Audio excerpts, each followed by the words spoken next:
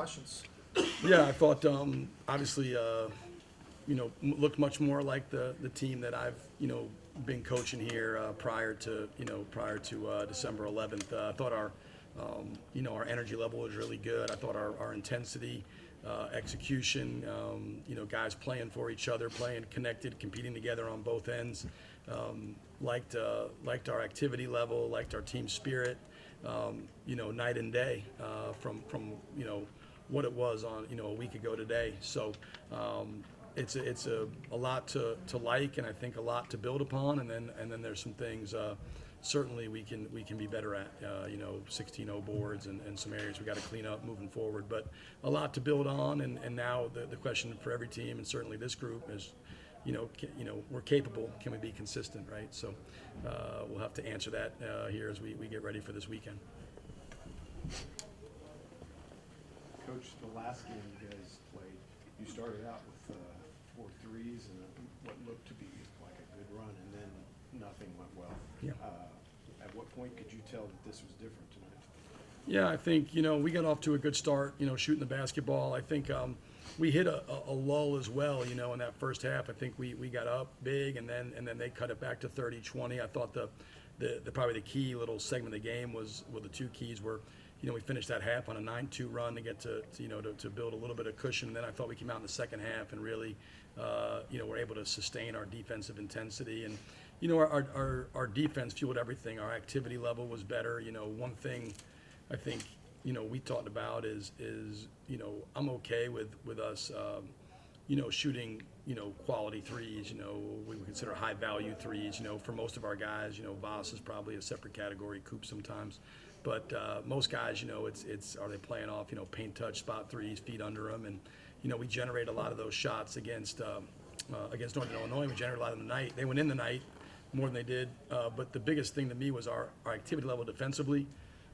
How do you steal baskets? Well, and easy baskets. I thought we disrupted them defensively. Our activity level was night and day from where it was last week. That created some transition opportunities, some layups, and some easy baskets for us. Cutting was a little bit better.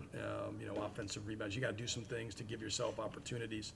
To steal some baskets, and I thought we did a better job of that tonight.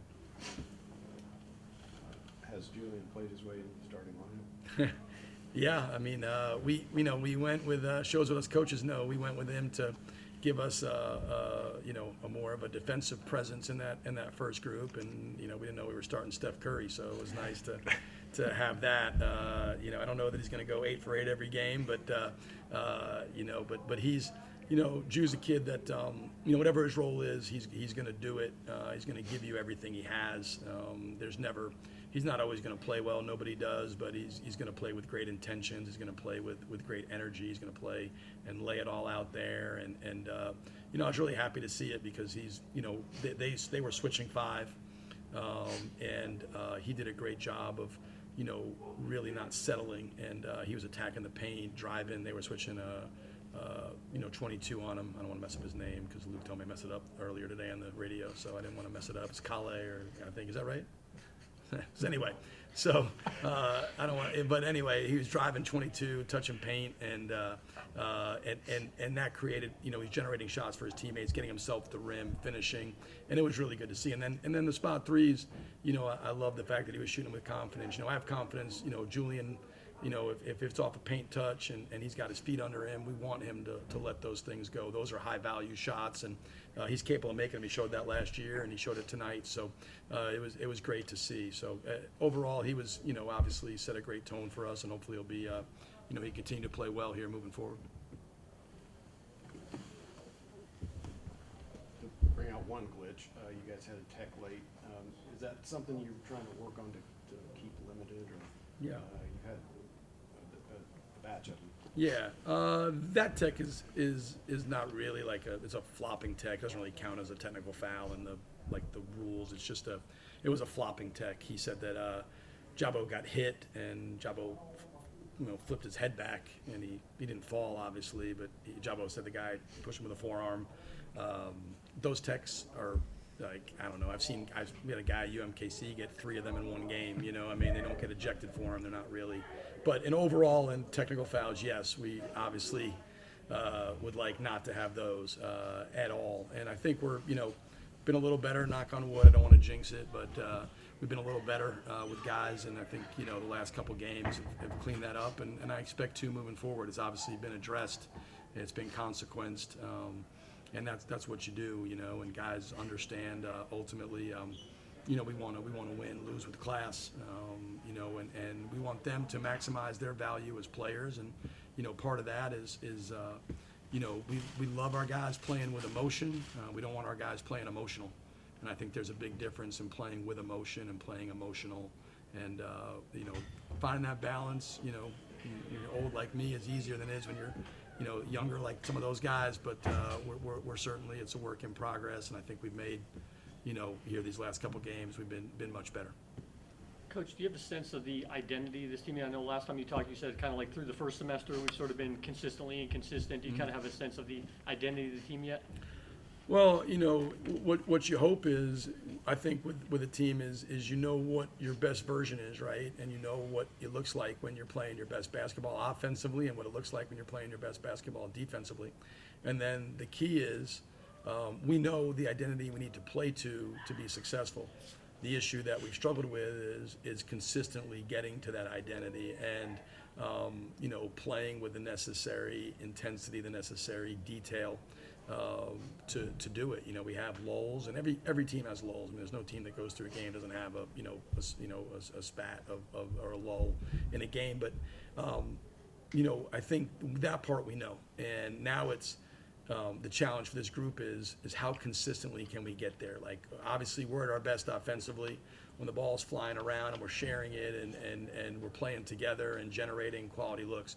We're at our best defensively when we're disruptive and active and, getting our hands on balls and really making it hard on the other team. And, tonight you could see that. Like, our best version, was there for most of the night. Was it perfect? Wasn't perfect. Gave up 16 offensive rebounds, let Spinelli get downhill in the first half, some straight line drives where he got the rim, got 10 points the first half. We had some stagnant possessions offensively against the switching, but you're never going to play a perfect game. There's always going to be things to clean up, but that was our best version for a lot of the game, and now it's it's not a continuum, it's not like the Tour de France. You don't build up points, you go back in the next game in Valpo and it starts at 0. And so you really got to recommit to that process every single day. You don't build any kind of lead or anything. So now it's, can we go back to work tomorrow and recommit to the process, learn from what we did, and then build a level of consistency. But in terms of our identity, we know what it looks like when we're our best version. We also, I think, hopefully the last, 3 games that taught us anything was how fragile it all is, right? When you're playing well, it's fragile. I told the guys, you're never as good as you think you are, you're never as bad as you think you are, and you're never far from either. And you just got to keep plugging, and we got to get back to work. But today was a big step forward, and, adversity can be a springboard or an albatross. It can drown you, or it can really propel you to great things. And I'm hoping with this group, and I think we have guys in the locker room that'll respond, and it'll hopefully be a springboard we look back on and go, thankfully we went through it right before, the gauntlet here in the conference, because it really refocused us, re-energized us, and got us ready to go.